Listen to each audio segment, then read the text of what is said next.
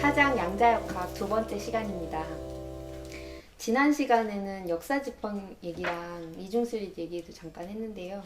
이제 역사지평 부분은 이제 그 슈레딩거 방정식, 그러니까 그 상태 함수가 어떻게 나오게 됐는지, 우리가 그 상태 함수가 그러니까 파동 함수죠. 책에 파동 206페이지에 파동 함수로 되어 있는데 파동 함수가 이제 도대체 뭔지 얘기가 들어가기 전에 이제 그 전사 1900년부터 1925년까지의 얘기를 선생님 이제 해주셨어요. 플랑크의 그 플랑크 상수가 나오게 된 얘기, 그리고 아인슈타인의 광전 효과도 나오고, 그다음에 드브로이의 박사 논문까지 나와서 그 드브로이 박사 논문을 사람들이랑 같이 이제 소개하고 공부하면서 방정식이 필요하게 돼서 슈레딩거가 방정식을 만들어내게 됐다. 근데 그것이 파동함수인데 파동함수가 도대체 뭐냐 해서 이제 내용 정리로 들어가게 되는 것입니다. 그래서 양자역학이 가장 이제 밝혀낼 가장 중요한 사실은 존재물의 상태가 상태함수로 규정된다는 사실이라는 게 첫 줄이에요. 여기서 우리가 이제 알아야 될 거는 고전역학에서 상태를 우리가 어떻게 규정했나. 네. 그리고 양자역학은 그것과 어떻게 다르냐. 네. 요것이 이제 핵심이죠. 네. 이게 고전역학을 전에 다 공부했으니까 이제 잊어버려도 돼요. 공부하는 방식은 적절하지 않아요. 네. 그래서 네. 항상 고전역학을 염두에 두고 그거하고 어떻게 달라지나. 고전역학에서는 상태를 어떻게 규정했죠? 위치와 운동량. 네, 아주 그냥 두 사람이 동시에 아주 그냥 첫 줄에 있어요. 네, 바로 그거죠. 그래서 여기 한 대상이 하나 있으면은 이게 대상이라 그러면 이거는 어디에 있고 네. 어떻게 움직이고 있다 네. 한 것을 이거의 상태다. 근데 그러한 위치와 운동량이 시간에 따라서 어떻게 변할 거냐. 이걸 예측. 예. 네, 바로 그거예요. 네. 그래서 그러려면 상태를 이것의 위치, 이 값은 우리가 처음 위치는 어디다 하고 재고, 그다음에 현재 어떻게 움직인다 하는 것도 어떤 방식으로 확인하고. 근데 양자역학은 위치의 값, 그다음에 운동량의 값을 이거의 상태로 규정하고 그거 미래의 그것의 값을 찾자는 것이 아니라 이거의 상태가 위치, 운동량의 함수. 그러니까 위치는 공간 전체, 공간이 필요하죠. 위치라고 하는 건 공간 중에 한 점이 위치인데, 근데 공간 중에 한 점에 있다 하는 것 대신에 이 공간의 함수로서 각 위치에 이것이 있을 확률이 얼마냐 하고 얘기한다고 하면 우선 머리에 조금 떠올라요.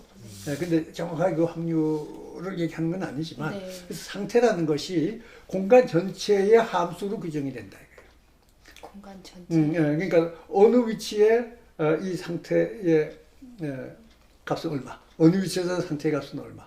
근데 그거조차도 또 단순한 그 실수가 아니고 복소수로 표시되는 게 이제 특징이긴 한데. 근데 그거를 생각하려면 지난 시간에 잠깐 얘기를 했죠.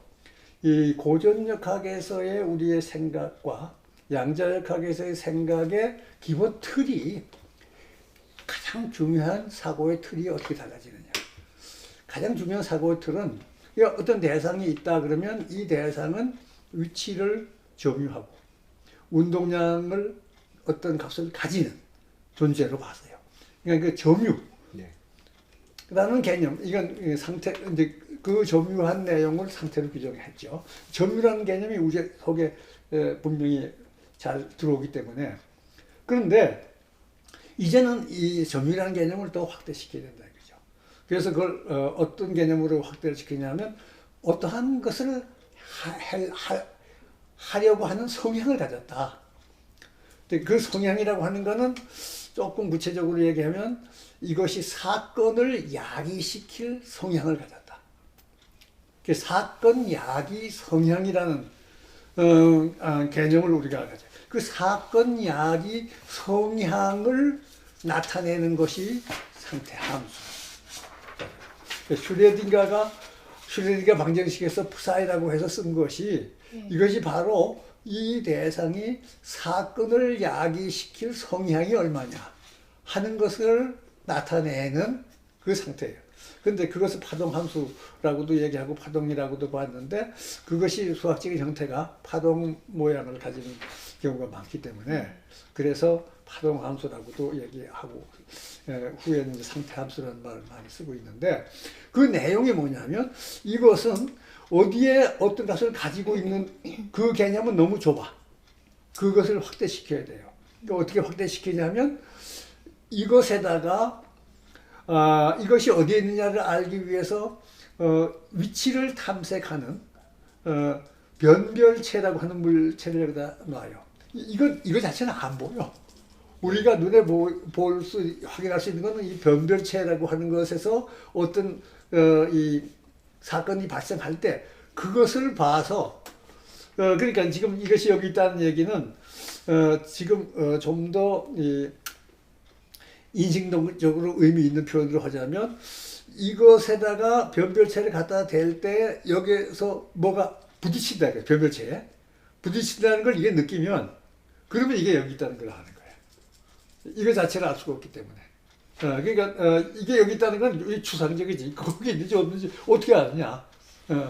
그걸 안다는 거는 소위 재한다 그러죠. 네. 위치를 재한다는 것이 측정이라는 말을 쓰는데 그것이 변별체를 갖다 대서 거기에 변별체에 어떤 자극을 주고 그 변별체에 자극을 주는 것은 우리 눈으로 확인할 수 있는. 그래서 그것을 사건이라는 더 일반적인 표현으로 사건을 일으키면 여기 딱 부딪힌 것은 하나의 사건인데 그 사건은 이 변별체에 어떤 흔적을 주는 거예요. 근데 그 흔적을 우리가 볼 수 있는 거예요. 그래서 말하자면 이 측정 장치를 갖다 댔을 때 측정 장치에 어떤 흔적이 나타나면 이게 여기 있었다 하고 우리가 아는 거죠. 그래서 사실은 고전적학에서 이게 여기 있다 하는 말도 그걸 조작적 정의라고 그러는데 어떻게 해서 알게 되는지까지 같이 얘기하면은 거기다가 이것의 위치를 확인할 수 있는 변별체를 갖다 댔을 때에 변별체 위에 사건이 발생했다. 그러면 그 위치에 있는 변별체의 사건을 줬으니 이것이 거기에 있었다. 이렇게 해석이 될 거예요. 운동량의 경우도 운동량을 확인할 수 있는 장치를 갖다 댔을 때 그 운동량에 해당하는 사건을 일으키면 이건 그런 운동량을 가졌다. 결국 운동량을 가졌다, 위치를 가졌다는 그 자체는 이미 추상적인 거고 그것이 의미하는 바는 운동량이나 위치를 나타낼 수 있는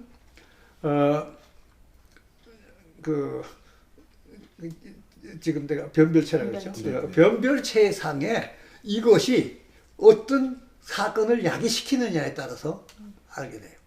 그래서 우리가 여기에 있다 없다는 것이 둘 중에 하나, 있거나 없거나 둘밖에 없다 그러면 사건을 야기시킬 확률이 1 또는 0밖에 없죠. 있으면 사건 야기시킬 확률이 1이고 없으면 사건 야기시킬 확률이 0이고 그 둘밖에 없어요. 그러니까 고전적학에서 이것이 위치와 운동량을 가졌다는 얘기는 여기다가 변별체를 갖다 놨을 때 사건을 야기시킬 확률이 1 아니면 0이다. 그러니까 1이면 여기에 있다는 거고 0이면 여기에 없다는 거지. 그러면 어디 딴 데 있겠죠. 그러니까 거기에 이제 일로 나타나겠죠. 결국 그 얘기거든. 근데 그것은 우리가 이것이 꼭 그런 성향만 가진 것이 아니라 사건을 야기시킬 성향이 확률이 0서부터 1까지 다 쭉 가지고 있을 수 있다. 한다면 그 방식으로 서술할 수가 없지. 그러니까 이것은 여기에 지금 여기에 변별체를 갖다 놨을 때 사건을 확률 1로 야기시키거나 아니면 확률 제로로 아무것도 야기 안 시키거나 둘 중에 하나밖에 없는 그런 성질을 가졌다면 오케이. 근데 고전적학에서 그렇게 본 거야. 어떤 대상이든지 간에 변별체를 갖다 대면 확률 1로 거기에 있다는 걸 사건 야기시키거나 아니면 확률 제로로 아무것도 안 시키거나 둘 중에 하나밖에 이것이 그런 성질 외에는 안 가지고 있다는 거를 전제로 한 거예요. 네. 알겠어요? 그렇죠. 그러니까 우리가 어디에 있다, 어떤 위치를 점유하고 있고 어떤 운동량을 가졌다고 하는 것은 그 성향을 1 아니면 0으로 가지는 그런 성격을 가진다는 걸 미리 전제해요. 근데 대상이 처음부터 그렇게 해야 될 이유가 있는 건 아니야. 그냥 우리 경험에 의해서 돌이 여기 있으면 있고 없으면 없지. 그 외에는 다른 게 없다. 이것을 눈에 보이지 않는 모든 거에 다 연장해서 그렇게 보려고 했던 거죠. 그것을 상태로 규정을 하고 그리고 그런 상태가 미래는 어떻게 되느냐. 이걸 소설하려고 한 것이 고전이라 합니다. 그걸 우리가 확실히. 그럼 그거하고 무엇이 달라졌느냐? 그게 아니고 이것은 성향인데 사건을 야기시킬 성향인데 그 성향은 사건을 야기시킬 확률이 0서부터 1까지 쭉 연속적으로 여러 가지 가질 수 있다. 이것이. 그래서 이제 그때 성향이라는 말을 그래서 쓰는 거지. 사실 있다 없다는 것만 하면 굳이 성향이라는 말을 할 필요 없는데 성향이라는 말이 더 폭이 넓으니까 거기 넣을 수도 있어요. 그냥 확률 1, 0의 성향을 가졌다고 하면 되죠. 확률 1 아니고 0도 아닌 확률 0.8 그 위치에서를 가질 수도 있다 이거야. 그러면 그거 가지고 소설이 안 돼. 그럼 확률 0.8인 것까지 이 상태에다 집어넣어서 소설을 하려면 이것은 그러니까 그 확률이 0.8이면은 여기에서가 아니고 다른 데서도 또 확률이 있어야 되죠. 네. 그래야만 이게 0.8이지. 그래서 공간 전체의 모든 점에서 그 확률을 가지고 있어. 만약에 이것이 위치를 가지고 있다 그러면 그 위치에서만 1이고 나머지 다른 공간 0이니까 생각할 필요가 없지만 이 경우에는 이것이 그런 성향을 가졌다 그러면 이것은 요 위치에서는 확률 0.8이지만 여기서는 확률 0.1 여기서는 확률 0.001 이렇게 다 규정이 돼야 된다고. 그래서 그것이 함수로 나타낼 필요가 있지. 그러니까 그러한 것을 우선 복잡하니까 운동량은 좀 빼고 위치 어디에 있느냐 하는 것만 얘기하더라도 위치에 어디에 있을 성향 그러니까 위치에 어디 있을 성향이라는 말은 좀 이상하지 표현이. 그래서 어느 위치에 있는 변별체에다가 사건을 야기시킬 성향은 확률 1이 아니고 확률 0.5일 수도 있고 확률 0.1일 수도 있고 여러 가지가 있어서 이 위치에서는 그것이 또 다르겠고 이 위치에서는 다르다. 그래서 공간 전체에서 그 성향의 값이 다 다르니까. 그래서 그 성향 값을 전체로 하나로 나타내려면 공간이 함수가 돼야지. 각 위치에서 성향이 얼마냐. 그러니까 부사이라고 하는 거는 위치 함수로 부사이를 했다 그러면 그 위치 x에서의 이 변별체의 그 사건을 야기시킬 성향이 얼마냐 하는 걸 나타내는 것이 이것이 가지고 있는 기본 성질이기 때문에 그걸 상태라고 정하는 거예요. 상태라는 개념을 이렇게 넓히는 거지. 그럼 이 복수함수는 이 전체 공간 각 모든 점에 대해 점이 어떤 존재물의 어떤 뭐라 해야 되지? 그 존재물이 이 모든 공간을 이제 공간이 변별체인 거죠 일종의. 다 변별체에 놓을 수가 있는 거죠. 네, 그러니까 거기에 사건을 야기시킬 수 있는 성향이 이 공간 전체가 다 다른 것을 그렇지. 이 복수함수가 나타낸다는 그렇지. 말씀이죠. 근데 그게 실수가 아니고 네. 복소수예요. 그래서 복소수고, 호수부도 있고 실수부도 있어. 그래서 그 계산할 때는 그 호수부 실수부가 있는 그것이 이제 말하자면 이 시공간이라서 아니 시공간이라서가 아니고 시공간이 이제 바로 이제 이 공간은 실수고 시간은 호수 이것도 있지만 네. 여기서는 그것뿐 아니고 이 값 자체가 이것이 복소수야. 예. 그 성향 자체가. 그 확률은 복소수가 아니죠. 근데 성향은 복소수야. 네. 그래서 그것의 절대치의 제곱을 한 것이 확률이 돼요. 제곱, 그러니까 성향은 복소수인데 그것을 절대치를 하면은 그것이 확률이 되고 그렇지. 네, 그러니까 복소수가 아니고 그렇지. 그러니까 성향을 복소수로 알면 그것을 절대치 제곱해 보면 확률이 얼마나 나오는 거지. 그래서 켤레 복소수를 곱하면 그렇지, 그렇지. a제곱 마이너스 b제곱해서 그렇지. 이렇게 딱 나오는 거군요. 그렇지, 그렇지. 일이 나오는 그렇지. 거군요. 확률은 절대치의 제곱. 그 실수돼야 되기 때문에. 근데 성향은 이 자체가 복소수로 돼 있어요. 복소수로 우리가 소수를 할 수 있고 둘이 만나도 복소수로 만나서 결합이 돼요. 그래서 그 위치에서 확률을 계산하라 그러면 그 이제 최종적인 거에 제곱을 해서 네. 절대치 제곱을 하면 거기에서 사건 야기시킬 확률이 얼마나 하는 걸 예측하는 거예요. 그래서 현 시점에 공간 전체에서 이 순간에 어느 모든 위치에 변별체를 놨다 그럴 때 각 위치에서 이것이 사건을 야기시킬 확률이 얼마다 하는 성향이 정해졌으면 시간이 지나면 그게 달라져. 네. 상태 함수가 이제 슈레딩거 방정식에 따라서 변해요. 그러면 다른 시간에서 성향은 어떻게 되느냐? 그 현재 성향을 알았다 그래서 다른 시간에서의 성향은 현재 성향을 초기 조건을 놓고 슈레딩거 방정식을 시간에 따라서 변해서 풀어서 다른 시간에서의 값을 찾으면 앞으로 10초 후에는 어느 위치의 성향이 어떻게 된다 하는 걸 예측할 수가 있어요. 그러면 그 얘기는 뭐냐면 그때 거기다가 어떤 변별체를 놓으면 거기에 사건을 야기시킬 확률이 다시 계산이 되죠. 그래서 그걸 예측을 하는 거야. 그러니까 미래를 예측한다는 말은 되는데 미래도 어느 공간 모든 공간상에 우리가 원하는 어느 자리에 변별체를 놨을 때 거기에 이것이 그 시각에 사건을 야기시킬 확률이 얼마다 하는 걸 알아낼 수 있는 거. 이게 슈레딩거 방정식 우리가 풀어서 미래의 예측을 하는 기본이죠. 그러니까 슈레딩거 방정식은 시간에 따라서 이 성향이 어떻게 변하느냐 하는 수학적인 물리적인 기본 방정식을 제시한 것이 슈레딩거 방정식.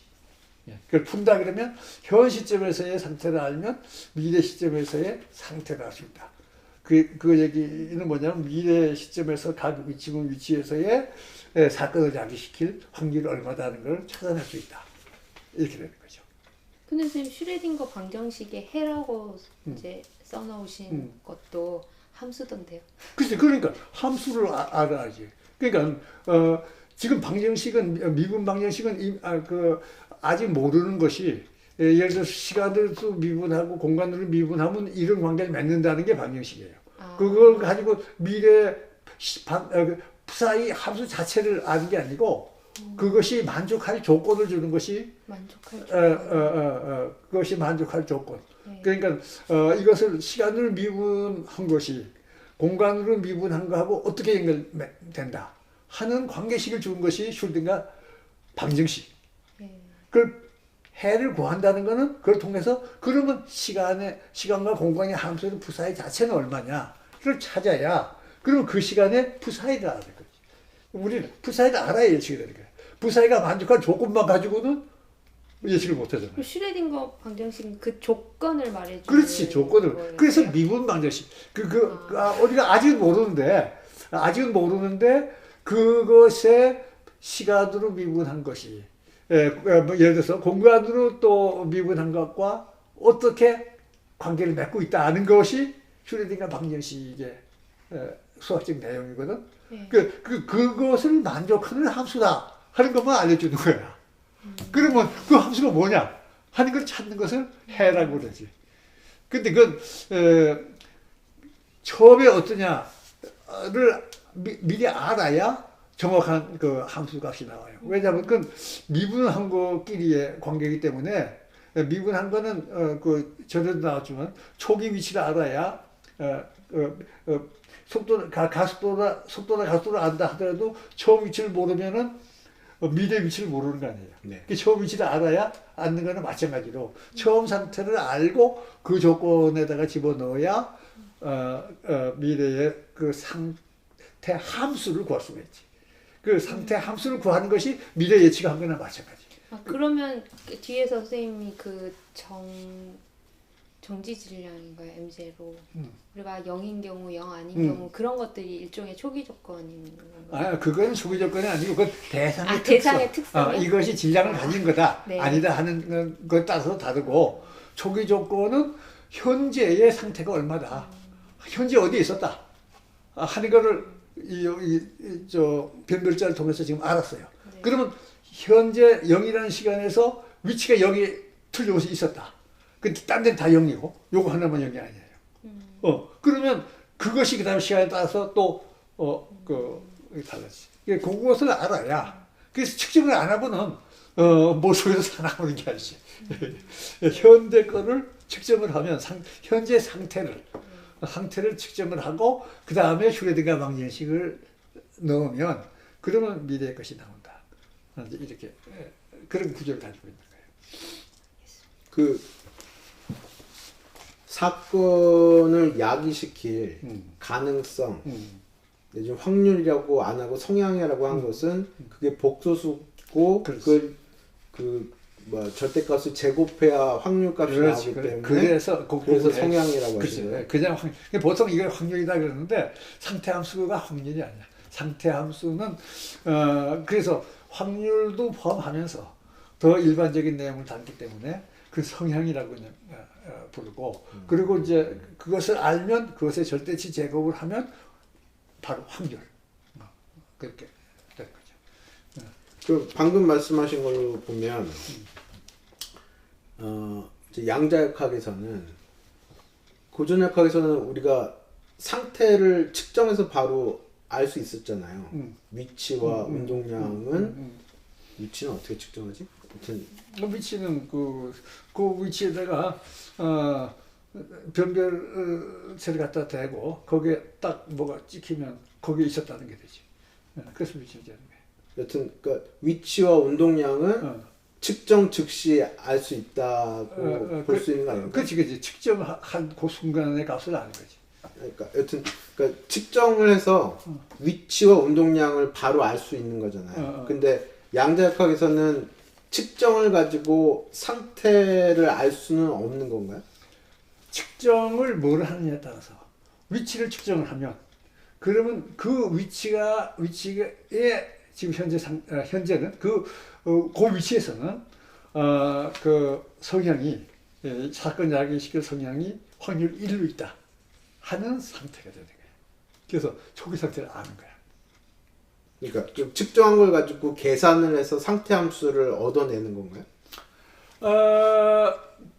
그렇지. 그러니까 그 측정해서 지금 현재 거기라 그러면 그럼 이제 그것을 수학적으로 표현하지. 그 이제 그 델타 함수 뭐 이렇게 돼요. 그래서 그 위치에서의 확률은 1이고 나머지 다 제로.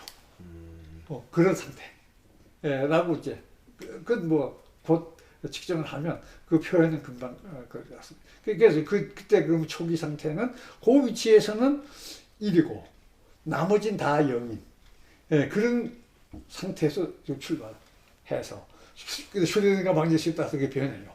변할 때에는 꼭 그런 식으로 변하는 게 아니야. 어느 한 점에서 1이고 다 0이 되는 그런 식으로만 변하는 게 아니에요. 고전역학에서는 바로 그렇게 보는 거지만 또 퍼져. 각 위치에서 그 성향이 다 그래서 공간의 함수로 넓게 퍼져 있죠. 그러면은 다시 어느 위치에서 측정을 하면 확률로밖에 안 나오는 거예요. 퍼졌기 때문에.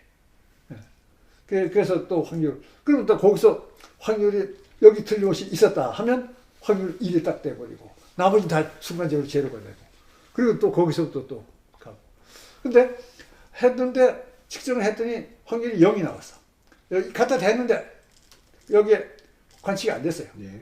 그러면 그 성분은 제로야. 거기는 없었다 이거지. 네. 나머지 이제 퍼져 있죠.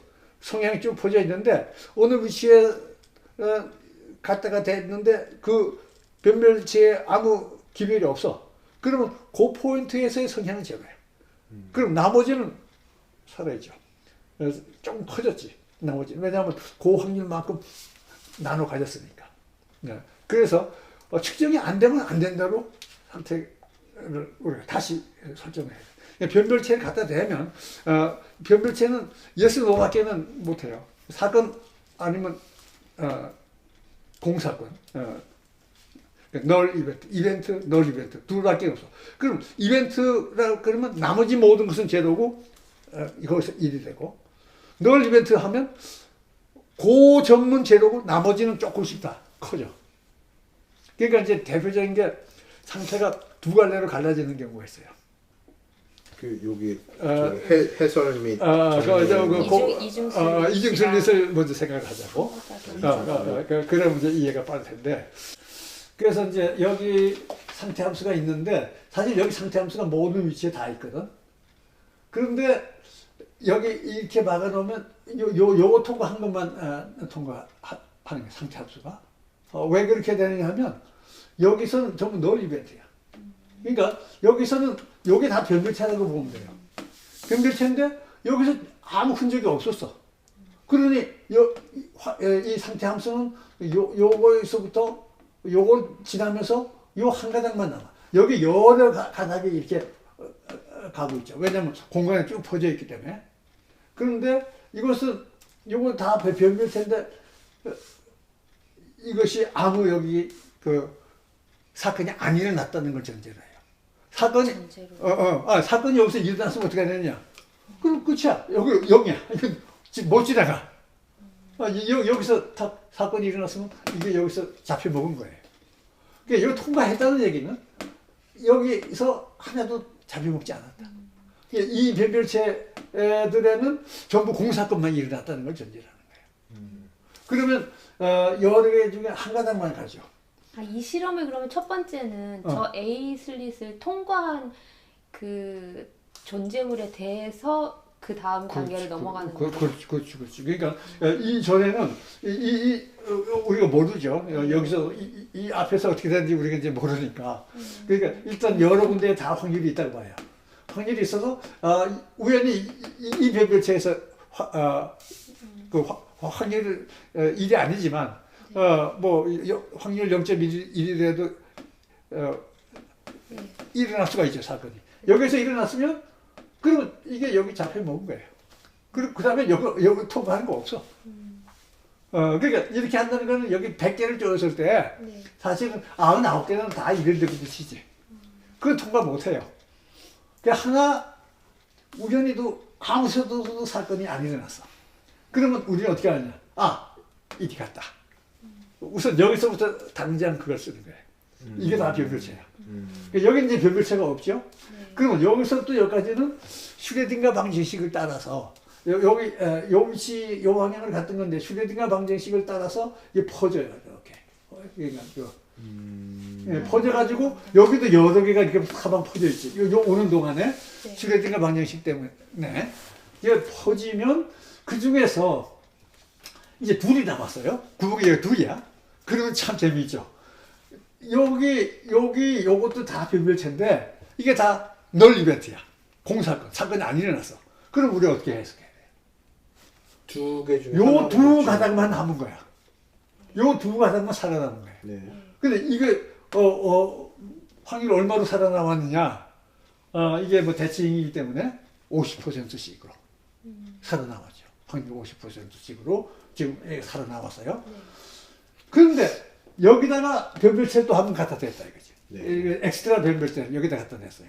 그러면 이것은 사건을 일으키거나 안 일으키거나 둘 중에 하나밖에 없어. 일으켰으면 이거 0이 되고 여기서 여기 왔는데 여기서 잡아먹힌 거지. 또는 근데 이제 이 측정 장치 중에는 아주 특별한 경우에 자기는 지나갔다는 확인만 하지만 실질적으로 운동에는 영향을 안 주는, 사실 그게 이상적인 그 측정 장치죠. 그래서 이리 지나갔다는 것만 여기에 탁 그 사건으로 표시가 됐어요. 그러면 이 혼자 지나가고 이거는 0이죠. 왜 0이냐? 한번 사건이 일어나면 확률이 1로 탁 바뀌었어. 이게 확률이 1이니까 나머지는 자동으로 0이야. 그러면 이거 한 가닥으로 이제 가는 거예요. 여기다가 갖다 대면 이 변별체를. 근데 변별체를 안 갖다 대면 어떻게 하느냐? 두 가닥이 그대로 가는 거예요. 근데 이것이 또 퍼지면서 가. 이쪽으로도 이렇게 퍼지면서 가.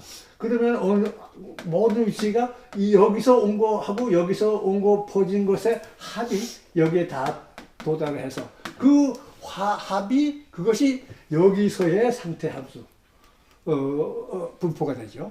그럼 각 위치에서의 그 위치에서 절대치 제곱을 하면 여기에 떨어질 확률들이 다 나오는 거예요. 근데 요거하고 요것이 경로가 달라지면 그것이 이게 파동 형태를 띠고 있다고. 지금 요런 경우에. 그래서 파동이 높은 쪽하고 또 높은 쪽 길이가 합쳐지면은 이게 말하자면 이런 경우죠. 그래서 높은 거하고 높은 것이 합쳐지면은 그 확률이 커지고 높은 거하고 낮은 것끼리 합치면은 확률이 0이 되지. 여기는 안 떨어져. 근데 그것은 이제 이거의 파장에 따라서 달라지기 때문에 거기와 파장 얘 위에서 어느 위치가 이렇게 되고 어느 위치가 이렇게 되느냐가 다 계산이 나오거든. 그 계산 나오는 대로 딱 보면 이게 돼요. 근데 하나를 측정했다 이거지. 하나를 측정했으면 yes 하면은 이거 하나만 있고 이거 없죠. 네. 또 no 했으면 이거 하나만 있고 이게 없죠. 그래서 이게 다 합쳐지면 그러니까 여기서 눈을 뜨고 있다는 얘기는 변별체를 갖다 댔다는 얘기예요. 네. 변별체를 갖다 대면 이렇게 될 수밖에 없고 변별체를 안 갖다 대면 거기 변별체가 없었으니까 이대로 살 수 있게 한 거예요. 이해가 되죠? 그러니까 이거 하나 이해하면 양력학의 핵심적인 얘기를 우리가 이해하는 셈이에요. 그러니까 이중슬릿이나 슈레딩거 고양이를 가지고 사람들이 이렇게 그 과학자 책이나 그런 책들을 보면 그런 많이 나오는 얘기들에서 헷갈린다고 해야 되나 어떻게든 하는 얘기는 그러니까 선생님의 설명에 따르면 얘들이 존재물이 변별체와 변별체의 사건을 야기시킬 성향이라는 것은 그 확률의 형태를 띤 그 복소 함수이지만 그것이 실제로 변별체와 사건을 일으킨 그 사실 자체는 어떤 0에서 1까지의 확률이 아니라 사건이냐 빈사건이냐 둘 중 하나잖아요. 최종 결과는. 그러니까 그 사건을 일으킨 성향은 0에서 1까지의 그 0에서 1까지의 실수죠, 선생님. 실수. 확률. 네, 이게 0에서 1까지의 확률이 그렇지. 확률이요. 그러니까 성향 자체는 네. 복수 함수고 복소수고 확률은 0에서 1까지. 네네네. 거꾸로 좋다. 그러니까 확률이 실수고 성향이 이제 복소수인데 그렇지. 그게 이제 성향이 복소수 아니다. 확률이 0에서 1까지인데 그 일반적으로 헷갈려하는 이제 많은 대중서들을 보면 실제 나타나는 현상 자체, 그러니까 고양이가 살아있느냐 죽어있느냐 하는 그것 자체를 거기에까지 그걸 그래서 아직 적용시켜가지고 우리 고양이까지 안 갔으니까 고양이 얘기 하지 말고 이거 가지고 얘기해. 네, 적어가지고요.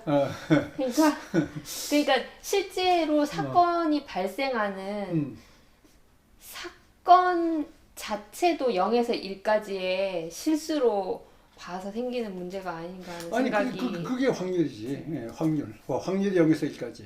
그러니까 확률은 0에서 1까지인데 얘들이 나타나는 그 결과는 찍히냐 안 찍히냐 둘 중에 하나잖아요. 지금 내가 볼 때 혼동하고 있는데 찍히냐 안 찍히냐는 상태로부터 얻어내는 거고 사건은 상태로부터 얻어내는 그런 건 아닌 것 같은데.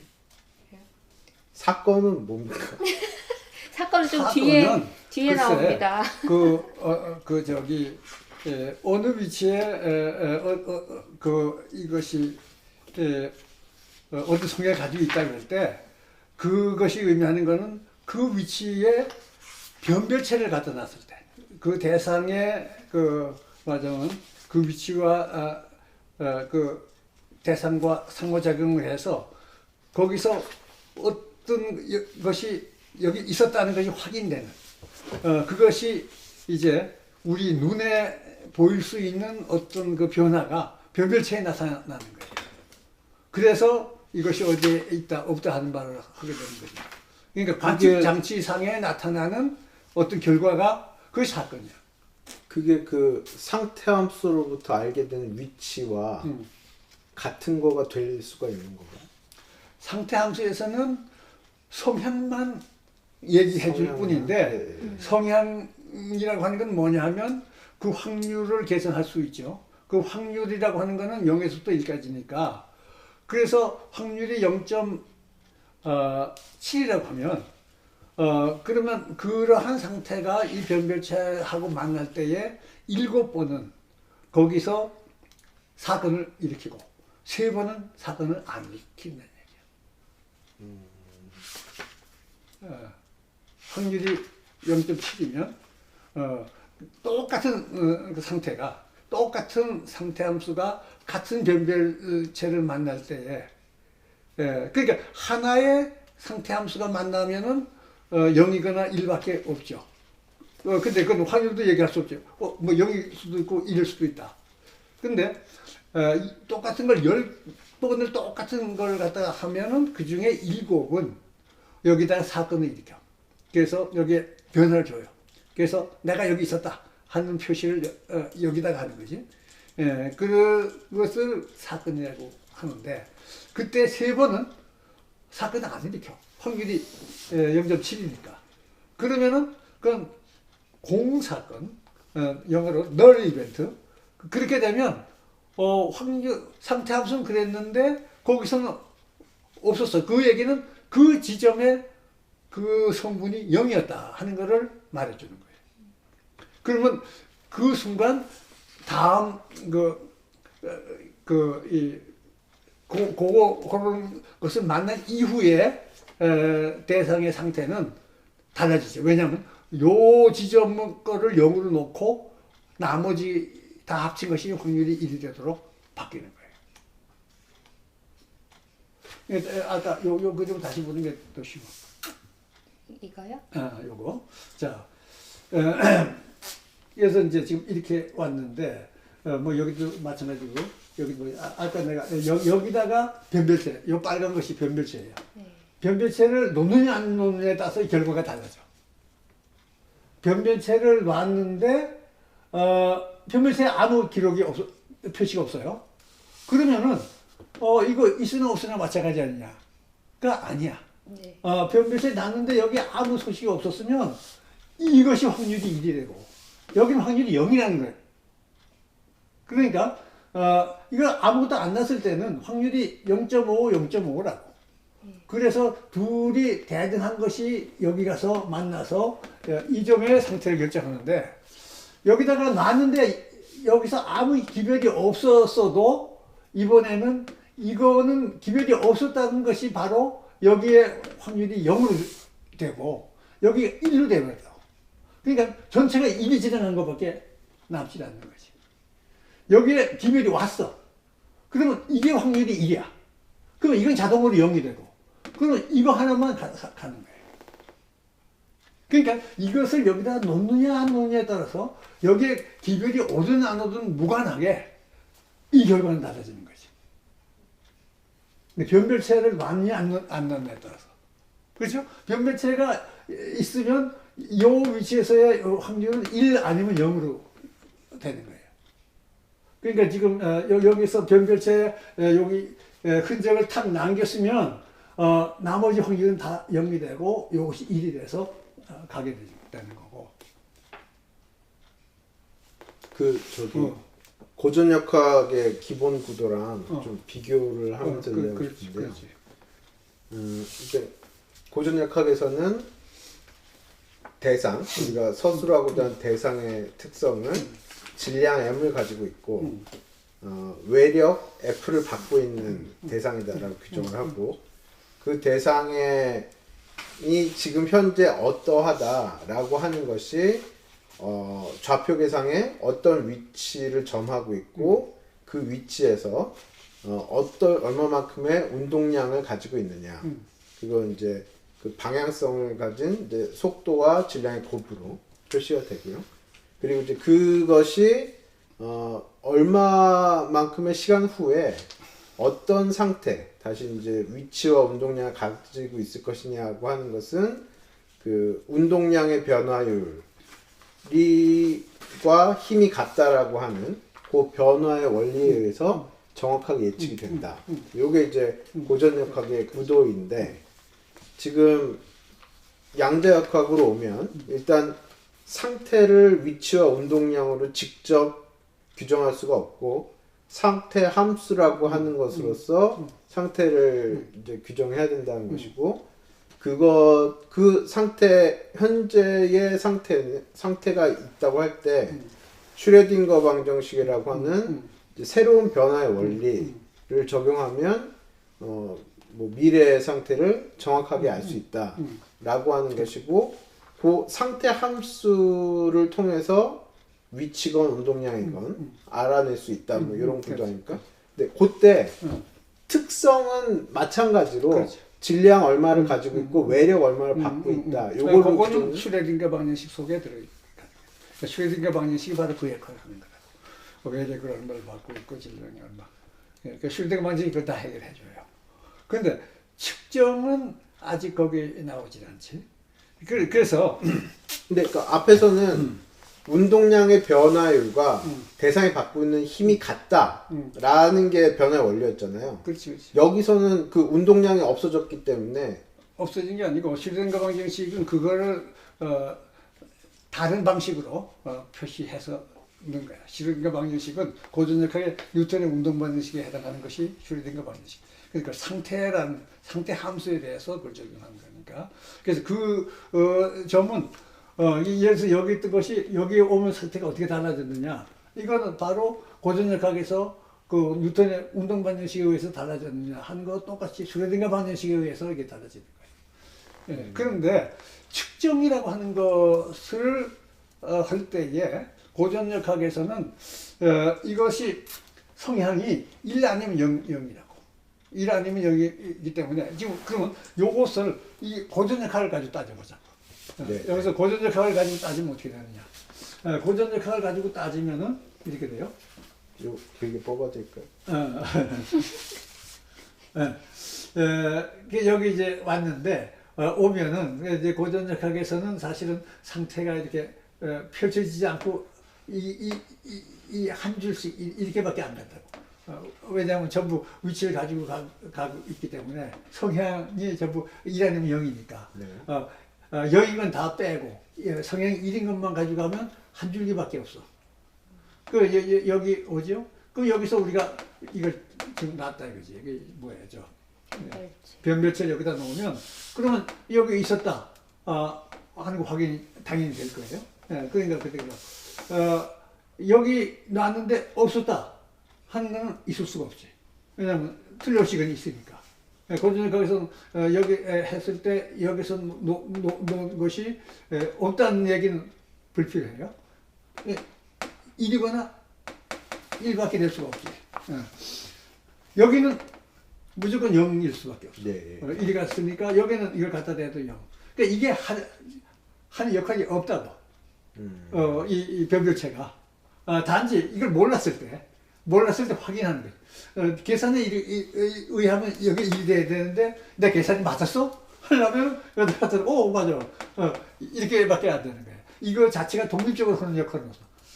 이 측정은 만약에 우리 이걸 이론 제대로 알면 이론이 맞는다면 측정할 필요가 없어. 그럼 그렇게 되는 거예요. 이거 측정하는 거는 몰라서 아는 것이 아니라 계산이 잘못된 걸 확인하거나 또는 뭐 계산 안 해보고 알고 싶다거나 할 때 필요한 거죠.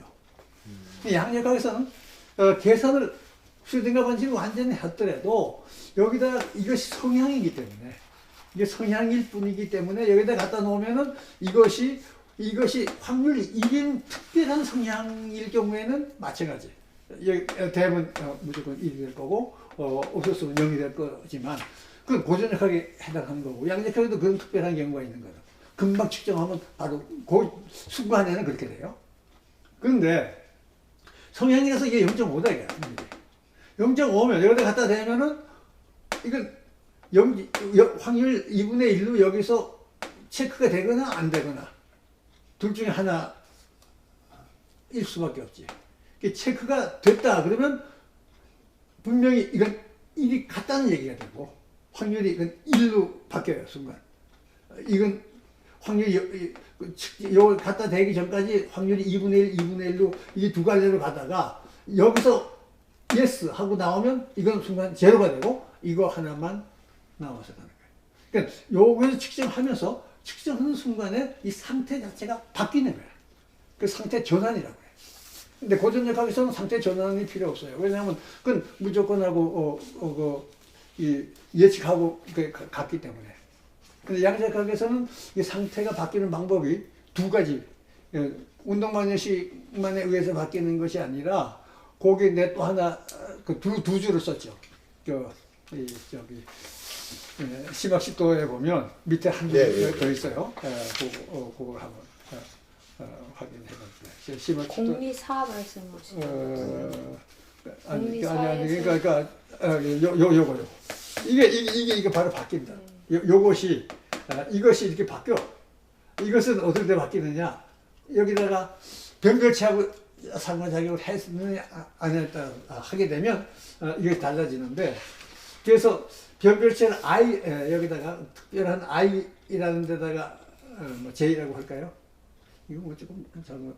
i가 밑에 있는데 저렇게 올라가는 거예요? 시그마 밑에 i가 있는 거예요? 아니 그건 그런데 하나가 j이고 하나가 아니요 선생님 CI, 파이, psi i 맞아요. 맞아? 네. 오케이. 뭐 하여간 그래서 어떤 특정된 j라는 데서 이것이 확인이 됐어. 네. 확인이 됐으면 꼭 CJ만 남고 나머지 다 제로가 돼. 네네. 그렇게 이거 바뀐다는 얘기입니다. 그래서 C 프라임이 J 하나만 남고 나머지 다 0이 된다는 뜻이에요. 네.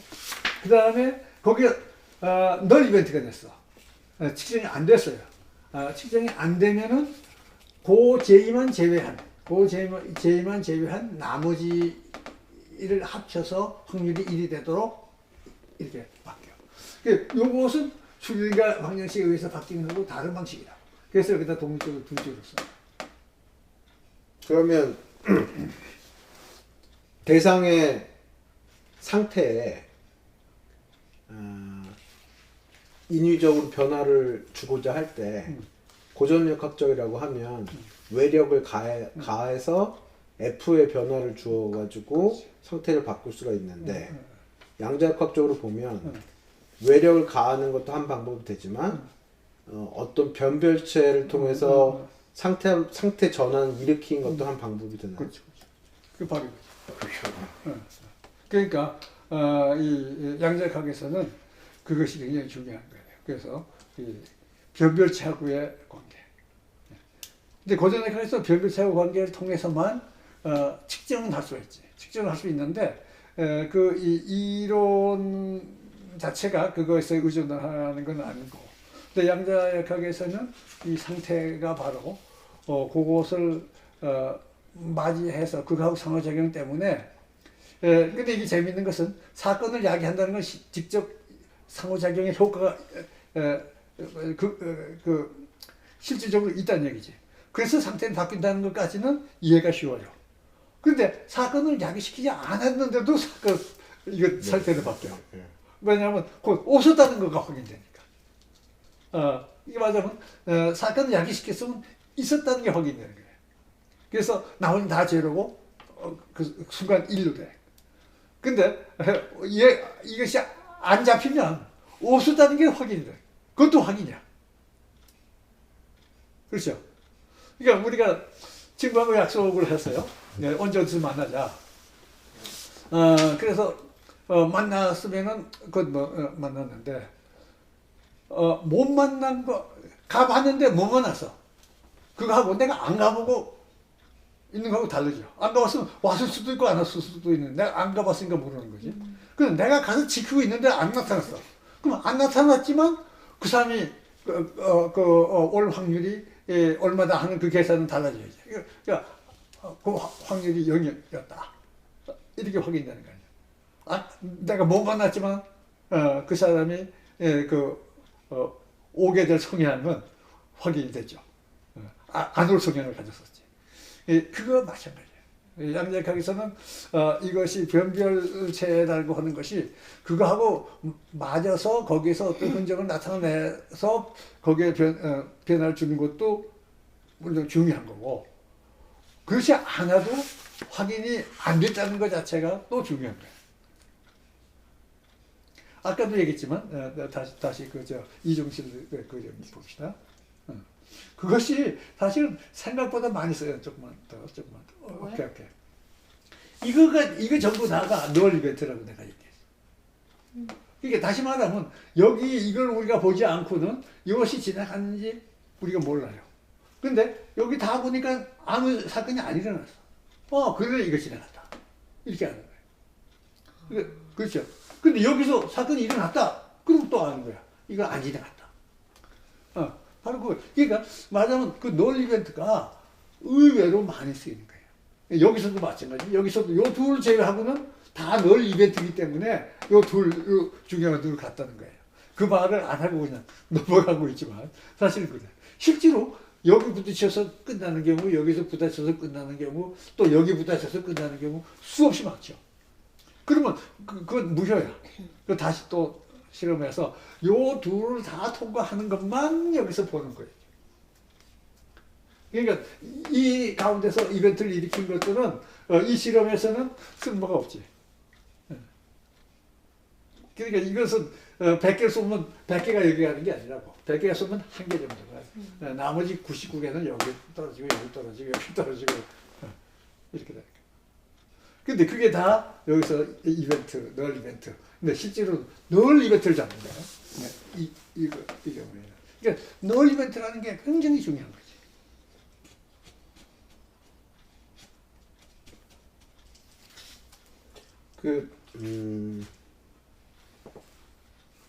사건 자체가 그 자체가 측정은 아닌 거죠.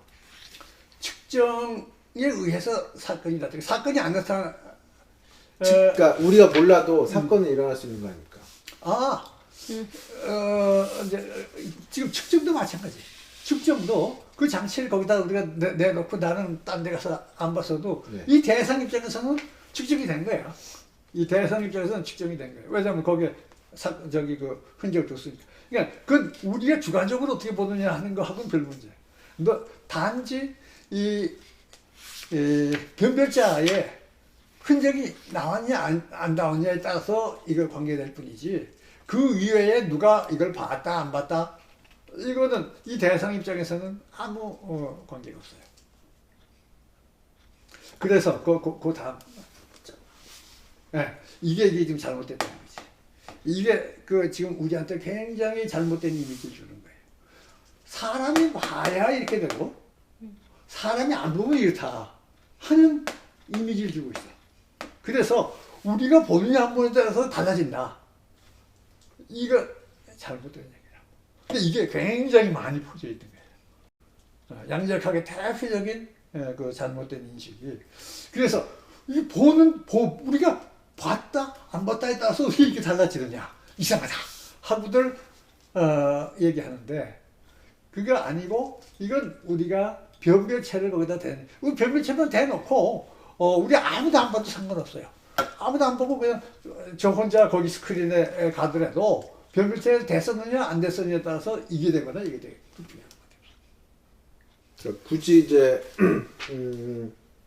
여기에 그러니까 존재론적인 영역과 인식론적인 영역을 들이다대면 변별자를 통한 이벤트 또는 널 이벤트는 존재론적인 영역의 무엇이고 그 사건으로부터 뭐 어떠했구나라고 한 정보를 습득하는 것은 인식론적인 영역에서의 그렇지. 얘기라고. 그런데 거기 변별자라는 것이 그 중간에 다리를 중간에 딱 그걸 통해서 그래서 거기서 여기까지 여기서 여기까지 이렇게 되는 거예요. 여기까지 존재론. 그러니까 이게 존재론적인 존재면서 우리 입장에서 보면 인식론의 출발이에요. 거기서부터 우리 여기 거기까지밖에 못 봐. 그러니까 우리가 안 봤을 때는 어. 인식론적으로는 별 유효한 게 없잖아요. 그렇지. 그 사건을 안 보면. 그렇지. 그래서 현실은 그대로 지금 이게 간다고. 여기 변별자만 있었으면 이 현실은 그대로 가요. 현실은 그대로 가는데 우리 보니 안 보니에 따라서 이 입자가 누가 봤냐 안 봤냐에 따라서 달라지는 게 아니야. 변별체까지만 이것에 영향을 미치고 변별체 이후의 거는 그 나는 우유 비즈니스라고. 그 당신 사정이지 우리 사정이 아니다 이거야. 그렇게 딱 구분을 해야 돼. 그래서 이건 마치도 우리가 인식을 해야 이렇게 된다. 이런 이미지. 처음에 이렇게 믿는 사람들이 많았고 또 지금도 뭐 많은 사람들이 이렇게 생각하는데 거기서 우리가 중요한 구분을 해야 돼. 변별체가 중간 서서 교통정리 해주는 거야. 딱 변별체 여기까지. 그 우리가 볼 수 있는 한계는 변별체에서부터 볼 수 있어요. 이쪽은 볼 수가 없어. 우리는 변별체에서부터는. 그러니까 변별체는 혼자서 두 가지 역할을 하는 거야. 그러니까 존재론적인 역할과 그걸 건너면 인식론적인 역할. 그 딱 관문에 서 있는 존재지. 근데 그거를 우리가 분명히 의식을 못했기 때문에 지금 이런 혼란이 있는 거예요. 그래서 그 양자역학에서 제일 이게 많이 얘기되는 혼란거리인데 보이냐 안 보이냐에 따라서 달라졌다. 그냥 말이 나왔으니까 슈레딩거 고양이 아까 너무 일찍 말을 꺼냈는데 슈레딩거 고양이를 보자고. 네. 너무 간단한 거야. 슈레딩거 고양이는 바로 변별자를 생각을 안 해. 변별자 생각을 안 하고 내가 문을 열고 보니까 고양이가 살았냐 죽었냐. 그러니까 말하자면 바로 이거지. 우리가 보면 이게 확률이 두 개가 있는데 보면 이거 아니면 이거다. 그러니까 보면 이렇게 이거다 이거 이런 식으로 보는데 우리가 안 봤으니까 고양이가 독약을 먹고 나서도 우리가 보기 전까지는 고양이의 상태는 살아 있는 건지 죽어 있는 건지 상태는 우리가 볼 때 결정이 된다고 보는 거예요. 그래서 그 우리가 보기 전에 그 고양이 살아 있냐 죽어 있느냐 말 못한다 하고 말할 수도 있다는 걸 지적한 것이 슈레딩거예요. 슈레딩거가 그렇게 주장한 게 아니고. 고양이 상자에서 변별체는 뭐예요, 그럼? 그러니까 이제 보자고. 변별체라고 하는 거는 네. 그 대상에 이게 상호작용을 해서 여기다 사건을 일으킬 수 있는 모든 것이 변별체예요. 그러면 그 주변에 공기도 있어요. 그 고양이 주변에 물론 고양이 자체가 굉장히 복잡하기 때문에 그렇긴 하지만 그냥 고양이 아주 간단히 고양이 주변에 그 공기가 있으면 공기하고 흡수해서 공기가 영향을 받았으면 이미 다른 상태로 간 거예요. 계속해서 다른 상태로 가고 있는 거예요. 그래서 사람이 문을 열 때까지 그게 양적하게 기다리고 이러고 있는 게 아니야. 계속해서 그러니까 아까 얘기했지만 여기서 보면 널 이벤트가 계속 일어나고 있는 거예요. 또 이벤트도 계속 일어나고 있고. 그래서 주변에 변별체 역할을 할 수 있는 건 수없이 많아요. 우리 눈에 보이는 현미경에 보이는 물체 정도는 다 변별체 노릇을 한다고.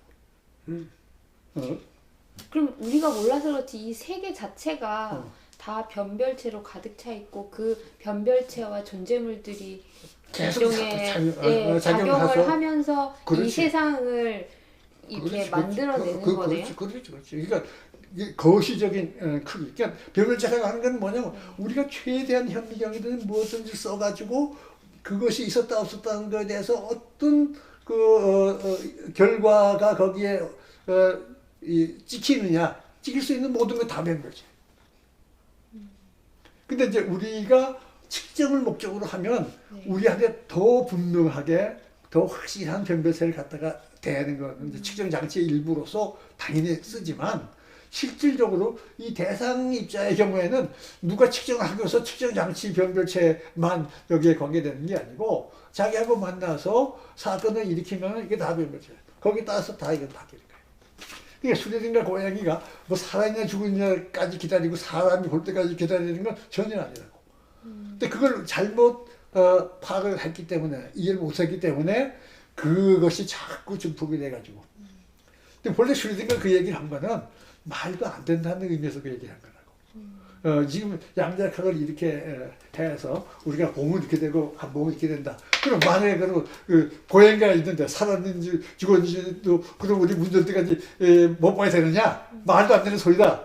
하고 얘기한 것이 마치도 슈레딩거가 그 주장하는 것처럼 지금 오히려 이상해. 저는 오해한 실험을 또 한 번 오해한 것 같은데. 그렇지. 슈레딩거 이것이 여기서 소위 본의 안 본의에 따라서 결정된다는 것이 이게 말이 안 된다. 그러다 슈레딩거가 변별체를 분명히 지적한 건 아니에요. 이게 대안을 내놓지는 않았어. 네. 그리고 문제만 제기했지.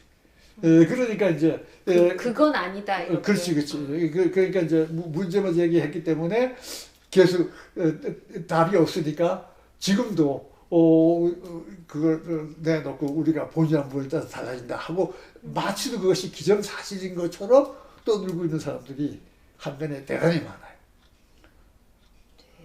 그 존재물 주변에 분포하고 있는 또 다른 모든 존재물들이 변별체가 될 수 있고 그것이 대상의 상태 전환을 야기할 수 있다면 우리가 어떤 존재물의 미래를 예측하고자 한다면 그 주변의 다른 변별체 후보들을 싹 다 제거한 정도로 통제가 안 되면 그 얼마든지 상태 전환이 수시로 일어나기 때문에 미래를 알 수가 없는 거 아닌가요? 그렇지. 그러니까 지금 양자각 실험을 하려면 완전히 깨끗하게 다 제거를 해야 돼. 그리고 나서 이제 그것만 봐야 돼요. 하나만 그럼 그렇게 있으면 그 다 영향 미치지. 근데 그 우리의 세계는 그렇게 통제된 상황은 없다시피 한데 그럼에도 유의미한 미래 예측이 그래서 우리가 이제 다음 시간에 08년이 바로 통계학을 이제 그 통계학은 계속 그렇게 상태 자꾸 전환이 돼. 다 되는 걸 인정을 하고 그리고 우리가 알 수 있는 게 뭐냐. 이제 이렇게 가는 거예요. 그러니까 그게 없으면 지금 그렇게 거의 랜덤하게 이렇게 있는데 그러면 이거 어떻게 하느냐 이렇게 되지만 이제 통계학으로 그렇게 되고 또 한 가지 재미난 사실이 뭐냐면 지금 이제 여기 대성이 하나 있죠. 그러면 이게 양자각적으로 슈레딩거 방정식을 풀면 이 순간에 여기 분명히 있었다 하는 여기서 출발하더라도 시간이 지나면 이게 쭉 퍼져요. 성향의 공간을 쫙 퍼져. 여러 갈래로 퍼진다고 계속해서. 그러면 이게 가면 갈수록 자꾸 퍼지지. 그러니까 이것이 외줄로 이렇게 쭉 간다. 그러니까 말하자면 입자가 공간에서 한 방향으로 진행한다는 것이 실질적으로 거의 불가능하게 된다고. 이게 퍼지니까. 근데 현실적으로는 똑바로 가는 경우가 굉장히 많아요. 심지어는 기본 입자들도 상당히 똑바로 가. 그럼 이거 어떻게 되느냐. 이게 굉장히 재밌는 거야. 주변에 먼지가 많으면 고전역학적으로 움직여. 네? 먼지가 많을 때요? 많으면. 왜냐하면 이게 똑바로 가는 것의 확률이 제일 크고 약간 벗어나는 확률이 상대적으로 굉장히 작아. 그러니까 이게 슈레딩거 방정식 풀면은 이게 기본 입자인데 이것이 이제 다음 퍼지긴 해도 이 메인 쪽으로가 제일 확률이 커. 그리고 옆으로는 상당히 작다고. 그러면 이 작은 거는 이거하고 만나면 변별자가 만나면 거의 확률 1에 가깝게 다 0으로 되고 요 메인만 남아서 가. 확률적으로. 혹시 여기서 확률이 0.01인데도 탁 사건이 발생할 수 있죠. 그럴 경우는 탁 거기서 수도해버려. 그건 아주 특별한 경우고. 그렇지 않은 거는 확률이 워낙 작으니까 0.1보다 더 작고 0.001 정도는 항상 거의 0으로 금방금방 바뀐다고. 그래서 여기서 남는 거는 이 메인이 아닌 것들은 계속해서 0이 되고 이것만 메인만 커서 점점 나는 거예요. 그러니까 이것은 한 입자가 그대로 궤도를 따라가는 거하고 실제로 비슷해지는데 그거는 어떤 데 그러냐면 거기 주변에 먼지라든가 불순물이 많은 물입니다. 그러니까 그렇게 되면 고전역학적인 자취를 간다고. 그리고 주변이 깨끗하면 그 기본 입자의 뭐랄까 활동 반경이랄까 활동 여지가 더 그렇지. 커져서 막 그 더 정신없이 양자역학적인 효과가 더 많고 방해 인자들이 없는 그런 것이 있으면 고전적인 쪽으로 그렇게 말하자면 뉴턴 역학에 가깝게 가게 된다는 거죠. 신기하다. 이게 일종의 저 아까 이중슬릿에서 변별체 이렇게 가로 막으면은 줄이 여러 개가 검은 띠가 여러 개 생기는 게 아니라 한 개, 두 개밖에 안 생기는 일종 그런 거랑 똑같은 거네요. 그렇지. 그거하고도 비슷한 거지. 그래. 바로 그거나 마찬가지. 이것들이 있으면 죽이거나 뭐 일이 되거나 둘 중 하나이기 때문에 고전적인 걸로 가고. 알다가도 모르겠. 알아야지. 알다가 모르면 안 되지. 이걸 알아가지고 알다가 모르다가 또 알다가 그런 데서. 이게 재밌는 거예요. 이게 굉장히 재밌는데 엄청나게 잘못 이해하는 사람이 많아. 네, 그럴 것 같았어요. 이왕 여기까지 왔으니까 네. 그 다음 시간 하나.